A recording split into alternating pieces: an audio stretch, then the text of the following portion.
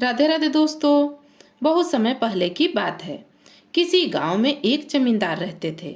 जमींदार की एक ही संतान थी और वह था उनका भोला भाला बेटा। जमींदार चाहते थे कि बेटा तो भोला भाला है पर बहू समझदार और चतुर आ जाए जो कि इसके भोलेपन को निभा ले। मेरे जाने के बाद गांव वाले ना जाने मेरे बेटे को बुद्धू बनाकर सारी संपत्ति ना हड़प ले। बहू समझदार और चतुर बुद्धिमान आ जाएगी तो मेरे बाद इस घर को और मेरे बेटे को संभाल लेगी। इसलिए जमींदार जहां भी लड़की देखने के लिए जाता तो वहां एक ही शर्त रखता कि मुझे दहेज में कुछ नहीं चाहिए, बस लड़की संस्कारी होने के साथ साथ चतुर और बुद्धिमान होने चाहिए। ऐसी लड़की एक दिन उनको मिल भी गई। लड़की के पिता ने अपनी बेटी की तारीफ करते हुए कहा, मेरी बेटी बहुत ही समझदार और बुद्धिमान है। हर सवाल का जवाब सोच समझ कर देती है। इसकी बात की काट कोई नहीं कर सकता। जमींदार यह सुनकर बड़ा ही खुश हुआ और उसने अपने बेटे की शादी धूमधाम से उस लड़की के साथ कर दी। बहू घर में आई, सारी रस्में हुई। कुछ दिन के बाद सास ने बहू से कहा, बहू कुएं से पानी भर लाओ। बहू ने भी नेजू डोल उठाई और कुएं पर पानी भरने के लिए चली गई। थोड़ी देर के बाद बहू सर पर 2 घड़े रखकर पानी भर करके लौटी। जैसे ही बहू ने घर में कदम रखना चाहा तो जमींदार ने सोचा, क्यों ना आज बहू की बुद्धिमानी और चतुराई की परीक्षा ले ली जाए। और यही सोचकर जमींदार ने जैसे ही घर में बहू ने कदम रखना चाहा, बहू को वहीं रोकते हुए जमींदार बोला, रुको बहू, तुम घर में तब घुसोगी जब मेरी पहेली का उत्तर दोगी। बहू ने झट से अपना घूंघट संभाला और अपने ससुर जी से बोली, पिताजी आप पहेली पूछे, मैं उसका उत्तर जरूर दूंगी। बिन चांदी गहनों घड़ायो, बने सिर का सिंगार, सिंगार में जल भर लियो, सुन ओ चतुर नार। पति की सौगंध तुझे, पहले दे उत्तर मेरा, फिर करो दहली पार। बहू ने जब यह पहेली सुनी तो थोड़ी देर सोच में डूब गई कि अगर पहेली का उत्तर न दे पाई तो ससुर जी मुझे दहली पार नहीं करने देंगे और ऊपर से पति की सौगंध भी दे दी। बहू बहुत देर तक सोचती रही, दिमाग दौड़ाती रही। आखिर उसे पहेली का उत्तर मिल गया। इधर ससुर बहू की चेहरे की तरफ बड़े ध्यान से देख रहे थे कि बहू को तो बड़ा बुद्धिमान बताया था इसके पिता ने। देखते हैं आज यह मेरी पहेली का उत्तर दे भी पाती है कि नहीं। आज ही फैसला हो जाएगा। बहू देहली पर खड़े ही खड़े अपने ससुर से बोली, पिताजी मैं आपकी पहेली का उत्तर पहेली में ही दूंगी। अगर आप समझदार हैं तो पहेली का उत्तर समझ जाएंगे। ससुर भी तैयार हो गया। फिर बहू ने पहेली पर पहेली दागी, जल में ही जन्मी, जल में ही गड़ जाए और जलती अगन पर रख दी जाए तो अमर हो जाए। अब बताओ ससुर जी, आपकी पहेली का उत्तर आपको मिला कि नहीं। यह सुनकर ससुर एकदम से खुश हो गया। बहू का उत्तर वह समझ गया। दोस्तों, ससुर ने जो पहेली पूछी थी वह इस प्रकार थी कि बिन चांदी घनों घड़ायो, बनो सर को सिंगार, श्रृंगार में जल भर लियो, सुन ओ चतुर नार। यानी कि बिन चांदी के गहना गड़ाया और वह सिर का सिंगार बना और श्रृंगार में जल भरा जाता है। तो इस पहेली का बहू ने पहेली में ही उत्तर दिया, जल में जन्मी, जल में ही गड़ जाए और जलती अगन पर रख दी तो अमर हो जाए। इस पहेली का उत्तर है मिट्टी का घड़ा। मिट्टी में पानी मिलाकर घड़ा बनता है और यदि वह कच्चा घड़ा पानी में डाल दिया जाए तो पानी में ही गल जाता है और यदि उसे जलती अग्नि पर रख दिया जाए तो वह अमर हो जाता है, यानी कि पक्का हो जाता है और फिर वह जल्दी से नहीं फूटता। ससुर समझ गए कि बहू तो बड़ी बुद्धिमान है, पर ससुर को अब भी थोड़ी सी शंका थी, जिसे दूर करने के लिए उन्होंने अगली पहेली पूछी और बहू से बोले, बहू इस पहेली का तो तुमने बखूबी उत्तर दे दिया, पर मेरी अगली पहेली का उत्तर दो तो मैं तुम्हारी बुद्धि का लोहा मान जाऊंगा। फिर ससुर ने अगली पहेली पूछी, इतनी लंबी सिकरी दल में उतराए, छमाछम जल भर लाई, द प्यास बुझाए। बहू पहेली सुन थोड़ी देर सोच में डूबी रही, फिर अपने ससुर से बोली, पिताजी, इस पहेली का उत्तर भी मैं पहेली में ही दूंगी। अगर आप समझदार हैं तो इस पहेली का उत्तर भी आप समझ ही जाएंगे। फिर बहू ने बोलना शुरू किया। पोरी से लिपटी भई, दही जल में गलाए, हाथ मल फिर बनी सिकरी, दही जल में उतराए, लिपट दोर जल भर लाई, दीनी प्यास बुझाए। बहू के मुख से ऐसा अलौकिक उत्तर सुनकर जमींदार तो गदगद हो गया और उसकी खुशी का कोई ठिकाना ना रहा। उसने बड़े जोर शोर से अपनी बहू का घर के भीतर स्वागत किया। अब जमींदार को यकीन हो गया कि उसकी बहू बड़ी ही बुद्धिमान और चतुर बुद्धि की है। अब उसे बेटे की चिंता करने की कोई जरूरत नहीं, उसकी बहू सब संभाल लेगी। दोस्तों, यह छोटी सी कहानी यहीं समाप्त होती है। आपको यह कहानी कैसी लगी कमेंट करके जरूर बताइएगा। आइए सुनते हैं एक दूसरी कहानी। बहुत समय पहले की बात है। किसी गांव में रामू और श्यामू नाम के दो दोस्त रहते थे। एक बार रामू को किसी काम से 4-5 दिन के लिए गांव से बाहर जाना पड़ा। इसलिए वह अपने दुधारू गाय को श्यामू के घर हाँक कर ले गया और बोला, श्यामू, मुझे 4-5 दिन के लिए अपने रिश्तेदार के घर जाना है। मेहरबानी करके मेरी गाय की देखभाल कर लो। तुम्हारी इस मदद को मैं कभी नहीं भूल सकता।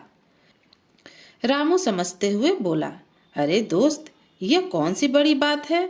मेरी गाय के साथ तुम्हारी गाय भी मवेशी खाने में रह जाएगी।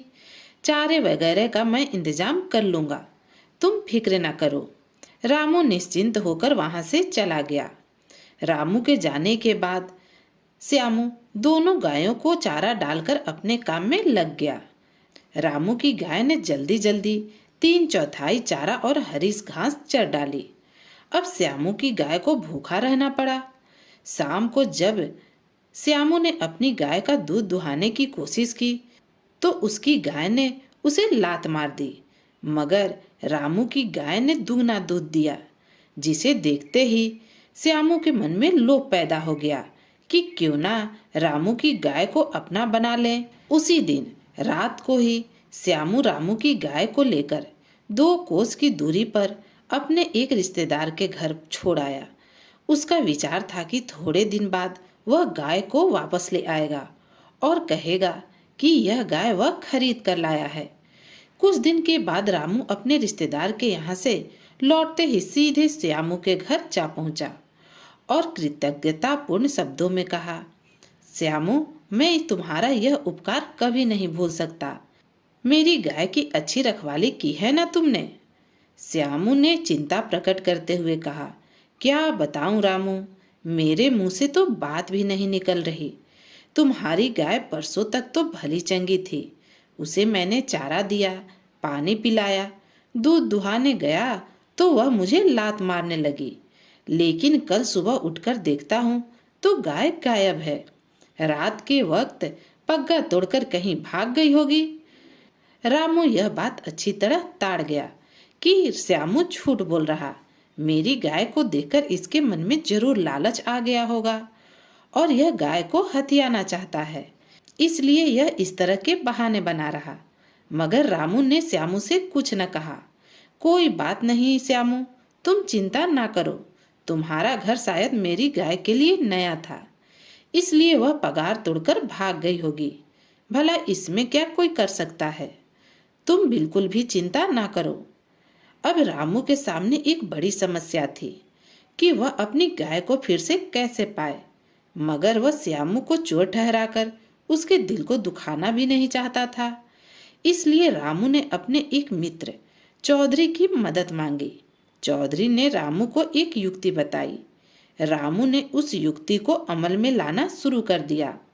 इतवार की रात 2 नकाबधारी व्यक्ति श्यामू के घर पहुंच गए और दस्तक देने लगे। वे दोनों नकाबधारी रामू के मित्र चौधरी के भेजे हुए थे। आधी रात को नकाबधारियों को देखकर श्यामू तो डर ही गया। नकाबधारियों ने श्यामू से कहा, तैयार है ना, हमें जल्दी जाना है, जल्दी लेकर आओ। श्यामू ने सोचा कि यह लोग चोर हैं और अपनी सांस रोके श्यामू चुपचाप गया और अपनी धन की गठरी लाकर उन नकाबधारियों के सामने रख दी। नकाबधारियों ने श्यामू को डांटते हुए कहा, हम यह नहीं चाहते, गोबर की पेटी लेकर आओ। श्यामू ने आश्चर्य से पूछा, गोबर की पेटी? गोबर की भला कैसी पेटी? नकाबधारियों ने कहा, तुम नहीं जानते? अरे मूर्ख, रामू की गाय जो गोबर देती है, उसे अगर पेटी में डालकर दिन भर रखोगे तो वह सोना बन जाता है। वही पेटी हम तुमसे लेने आए हैं, जाओ जल्दी लेकर आओ। श्यामू ने झट उत्तर दिया, भाइयों, इस वक्त गोबर की पेटी मेरे पास नहीं, कल रात को मैं तुम्हें जरूर दे दूंगा। नकाबधारियों ने कहा, खबरदार, तुमने अगर धोखा दिया तो हम तुम्हारा काम तमाम कर देंगे, समझे? और यह चेतावनी देकर नकाबधारी वहां से चले गए। उनके जाने के बाद श्यामू ने झट से किवाड़ बंद कर दिए। जान बची तो लाखों पाए। फिर श्यामू सोचने बैठ गया कि क्या ऐसा हो सकता है कि रामू की गाय का गोबर सोने में बदल जाता हो? जरूर बदल जाता होगा, नहीं तो इन चोरों को क्या जरूरत पड़ी थी कि आधी रात में आकर गोबर मांगने की। यह सोचकर श्यामू उसी वक्त घर से निकल चला। सवेरा होने से पहले ही वह अपने रिश्तेदार के घर पहुंच गया और रामू की गाय को पिछवाड़े के कमरे में ले आया।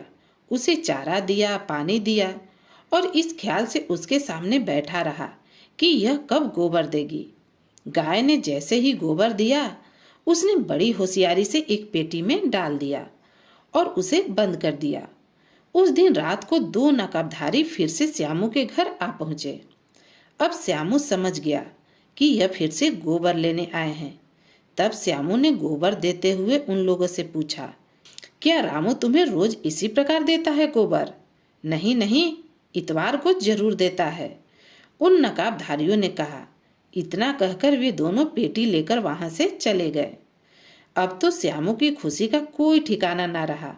वह यह सोचकर फूले न समा रहा था कि अब रामू की गाय की गोबर से उसकी किस्मत खुल जाएगी। लेकिन क्या हुआ? दूसरे दिन रामू सवेरे सवेरे श्यामू के घर आ धमका और गपशप करने बैठ गया। इधर श्यामू अपने मन में सोच ही रहा था कि यह जल्दी से चला जाए तो मैं गाय को चारा पानी दे दूं और उसके बाद जब गाय गोबर करेगी तो जल्दी से उसे सोना निकाल लूं। पर श्यामू के जल्दी जाने के कोई आसार नजर न आ रहे थे। गाय के चारे का वक्त बीतता जा रहा था, इसलिए गाय रंभा उठी। रामू झट से उठ खड़ा हुआ और चिल्ला उठा, श्यामू देख लो, मेरी गाय तो वापस लौट आई। इतना कहकर रामू खुश होता हुआ घर के बाहर निकल आया। रामू के पास यह बढ़िया मौका था। वह गाय की आवाज सुनकर उसी दिशा में चलने लगा। वह श्यामू के घर के पीछे वाले कमरे में जा पहुंचा और वहां पर अपनी गाय को देखकर रामू खुशी से चिल्ला उठा, श्यामू यह देखो, यह मेरी गाय, देखो तो यह वापस लौट आई। श्यामू ने मुस्कुराने का नाटक करते हुए कहा, सोने जैसी गाय लौट आई, तुम बड़े भाग्यवान हो मेरे भाई। तुम्हारी गाय यहीं से पग्गा तोड़कर भागी थी और खुद ही लौट आई और यहीं आकर खड़ी हो गई। श्यामू ने खीसे निपोरते हुए कहा, ले जाओ भाई, तुम्हारी गाय है। देखो, अपने मन में यह मत सोच लेना कि मैंने कुछ किया है। रामू बोला, अरे नाना भाई, मेरे मन में तो यह बात आई भी नहीं, बल्कि मैं तो शुक्रगुजार हूँ कि तुम्हारी वजह से मेरी गाय मुझे वापस मिल गई। तुम्हारा बहुत बहुत शुक्रिया मेरे भाई। इतना कहकर रामू अपनी गाय को हाँक कर अपने घर ले गया और इधर श्यामू के मन पर तो जैसे वज्रपात हो गया। सोना देने वाली गाय उसके हाथ से निकल गई। उसने धीरे से अपने आप से कहा, यह तो वही वाली बात हो गई कि हाथ आया पर मुंह ना लगा। पर उसके मन में एक खुशी जरूर थी कि चोरी का इल्जाम उस पर नहीं लगा। इधर रामू अपनी गाय को लेकर अपने मित्र चौधरी के घर पहुंच गया और तहे दिल से शुक्रिया किया कि मित्र, तुम्हारी वजह से, तुम्हारी सलाह से मेरी गाय मुझे वापस मिली। यह सुनकर चौधरी ने रामू से कहा, रामू, गाय तो तुम्हारी ही थी और तुम्हें मिलनी ही चाहिए थी। पर अब एक बात यह साफ हो गई है कि चौधरी चौधरी ही रहते हैं। भाई, जाटो जैसा दिमाग किसी का नहीं हो सकता। अब तो ने ठहाका लगाते हुए कहा, हाँ भाई, हाँ, यह भी आपने खूब कही। इस बात में तो कोई शक नहीं कि जाट जैसा दिमाग किसी के पास नहीं है। अब रामू ने चुटकी लेते हुए जाट से कहा, रे जाट, तेरे निराले ठाठ। यह सुनकर दोनों मित्र हंसने लगे। तो दोस्तों, यह दूसरी कहानी भी यहीं समाप्त होती है। आपको यह कहानी कैसी लगी कमेंट करके जरूर बताएं। और अगर आप मेरे चैनल पर पहली बार आए हैं तो चैनल को सब्सक्राइब कर लें, जिससे आपको नई नई कहानियाँ सुनने को मिले। तो फिर मिलती हूँ एक नई कहानी के साथ। कहानी सुनने के लिए आप सभी का बहुत बहुत धन्यवाद।